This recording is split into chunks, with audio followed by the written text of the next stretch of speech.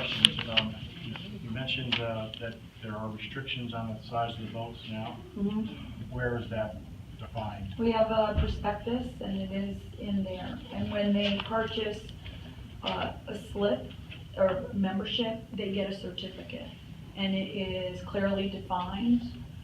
We have a method in which we measure the boats and we strictly adhere to that. So it's no different than a deed. You're given your survey, you can't go beyond property bounds. So you would change the deed? No, we would not. It's the We size would of the not boat? change the deeds. The width of the None of boat? that, no certificates would change. So the width of the boat that's presently allowed would be the same width? Correct. Allowed? There's no change in that. So if I purchased the slip and then came in with a bigger boat, you're gonna tell me You that, wouldn't come in with a bigger boat. You wouldn't get that far. how do you enforce that, I guess? We enforce that any slip that changes, if a membership changes, we always make sure we know what that boat is before it gets launched. We inspect every boat to make sure it complies with Lake George standards. We make sure that it complies with our standards. And we drop a line and we measure the slip and there's no variance on that. So just to follow up on that, because we have people all the time that do stuff on the lake without permission, and we have to enforce those. So how do you, if someone came in, would you say you gotta leave? Yes, absolutely. We have the right, even on a member, if a member purchases a boat that doesn't comply with their slip, they don't bring the boat doesn't get launched in their slip. Well, I'm talking about the same as any dock on the lake. If you just simply rebuild it, we like to know about it, but we don't have any control over the exact rebuild. Correct. And that's because if it had cribs, that would be different. It would need an Article 15 permit. But in the case of a structure such as this, it would not require. But to Commissioner Mason's point, rebuilding at any time is at extra 24%. Rebuilding it at a standardized pier width of 24 inches would accommodate similar footprint without that increased cost, it would appear. Is that correct? Correct. Change the configuration. So that would require a permit from staff, but that's simply a staff level permit, as long as you're not exceeding square footage, distance, all those things.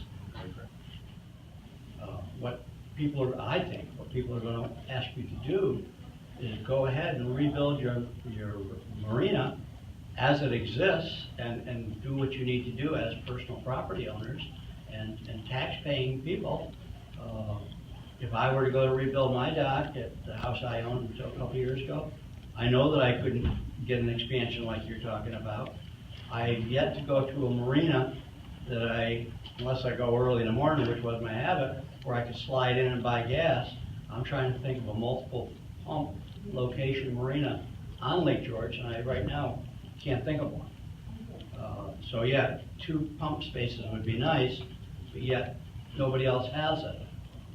And very candidly, something I'm letting the cat out of the bag is whatever we do here today as a commission, somebody else is going to ask us the exact same question down the road.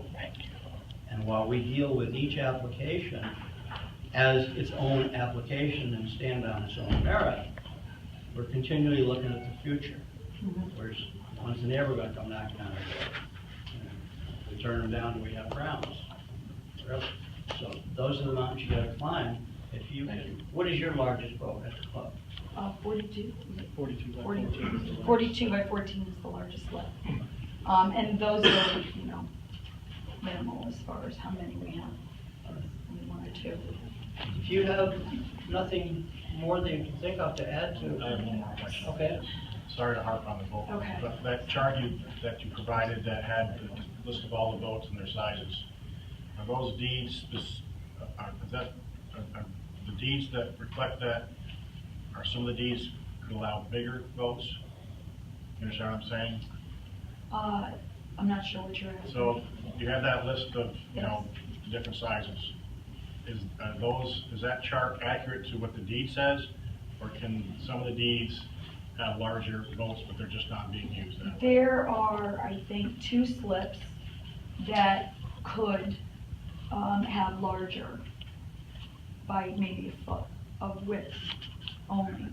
But the configuration of it is kind of dysfunctional. So there's like a 26 by 10 slip that would be 26 by 12. There is no 26 by 12, and there's 2 slips that I think do that, off the top of my head. And how were those originally set? I don't know. I don't know. It just is the way it fell. Okay. Thanks. So, I have one more Sure. question here. I'm reading your proposal here, and the option is replace in-kind alternative. And what it says in this paragraph, as a result, this alternative was dismissed because it simply does not meet the needs of the dock owners. Paren, ability to dock newer style and wider boats threatens their ability to achieve a reasonable return on their investment, does not improve ingress or egress at an individual boat slips, and does not remedy the high traffic and safety concerns in the area around the gas dock. The point I'm making is that you even claim here that you doesn't meet the wider boats, which which is what's going to happen if we go with your proposed alternative. well, wider boats are not going, like I said, the deeds are not changing. We're not permitting wider boats. We're not increasing boat size. We're not changing that. Going to a 24-inch finger, because our only other choice is then going to 36. 36 is really going to push this out. But going to 24 and giving that space in the berth kind of helps with that safety issue as far as making it much easier for that same size boat that's used to a 30-inch finger or 32-inch finger. Yeah, the problem I have is that if you have the owner of a slip, let's say it's 10 by 30, okay?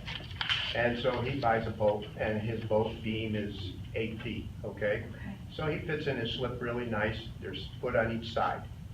Then he decides, my neighbor's got a bigger boat, I'm gonna get a bigger boat. So he gets a bigger boat, and he finds a boat that has a 10-foot beam, exactly the size of the slip. So he has no space in between his neighbor or the finger. So that's what you end up with. Well, there is still space allowed, even in that deeded footprint. How much space is it between I the two believe slips? it's a foot, it's a foot in between. Okay, so it's a foot in between, so what you got is 6 inches on each side for the bigger boats. And you Now, have so those- it's a self-imposed problem that I just did, is I could put in a boat that's only 8-foot beam, and I have a 10-foot wide slip. So I'm happy and I can get in and out of it all right. But if I put in a 10-foot beam boat, now I have no space except for the 6 inches between myself and the neighbor of my foot. So I've got a self-imposed problem here. Self-created. Right. And you mentioned HOA, and rightfully so. Many, and probably most HOAs will have, if you're seeing an advertisement for a property there or whatever, a boat size limitation, such as Cannon Point. They're limited to 24 feet per boat, which automatically, I think, takes in your beam. Jim? Mr. Chairman, our mission today is to act on the application as it has been presented. We've yet to hear from the public at large. I think we are drifting into being an engineering firm. And I don't think that's our job. The same accusation I've made in the past. So I think we need to hear some people. So just for clarity, if we're to look at redesigns to try and stay within a footprint, is that literally the footprint of exactly what's there? Is that the footprint of the very outer reaches? Because we don't have a perfect rectangle for a shape for a marina.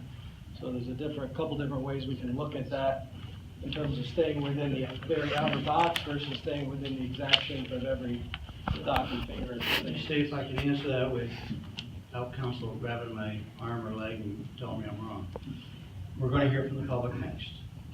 And we're going to try to, I don't mean to use the word control that issue, but there's a lot of folks that want to be heard. At the end, in normal times, that the commission would be prepared to vote yea or nay on the project as presented by application, as was just pointed out by Commissioner Nisha. You, the applicant, would have, if you felt the wind was blowing in the wrong direction, the opportunity to request the commission to table your application. If the commission granted your tabling request, then I presume you could legally go back and change your application, amend your application. Well, I'd have to confer with, to staff, but they could redo a new application Well, if they table, then they can revise. and then bring it to you and have you review it and then bring it back to the commission, or they can withdraw completely and present a new one. So you'll have the choice of throwing all in and winning a big pot, or leaving your shirt and going. I can stay in Monte Carlo.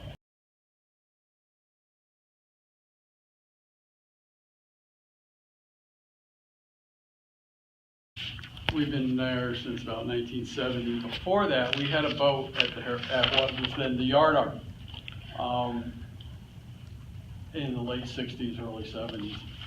At the time, that boat was 26 feet long. At the time, it was one of the largest boats there. That boat is still there under different ownership. It's now one of the smallest boats there. So over the years, the boats there have grown exponentially. And it really is a self-created hardship. Even if they're not going to allow wider boats, the fact that they're squeezing in and their slips that were once totally adequate are now apparently not adequate for them is, again, a self-created hardship. And this is not a unique problem. When I'm here wearing my lawyer suit and representing neighbors on applications, any number of times there's been homeowners associations that come before you. Their facilities are much smaller, but they make the same argument. Our boats are getting wider, they're getting bigger, they don't fit in the slips that were built for the subdivision in the 60s and 70s. That's a hardship. This is not a unique problem. So there's one of the criteria for a variance that this application does not meet, but it is not a unique situation. Likewise, there's absolutely no proof of hardship in this application of the sort that the commission usually requires. There's no way you can approve this application and have it meet the regulations. And if they have problems with the docks getting older, they should just replace them in kind. They could do that, and if it costs them more, well, that's the way, that's life. Everything costs more these days.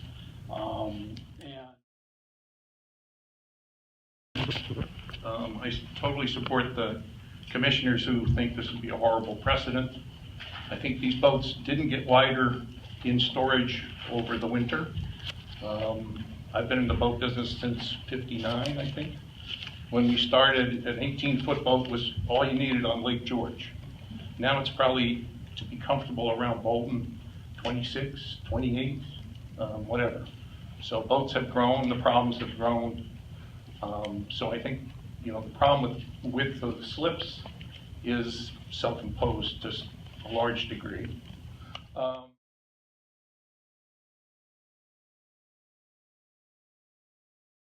And as we have been told, the Harris Bay Yacht Club is the largest marina on the lake. Now, they don't intend to increase the number of boats. However, the size of the boats is a great concern to us. And we pay a lot of taxes, and it's very disturbing to think that our property will be further eroded in this project with larger boats.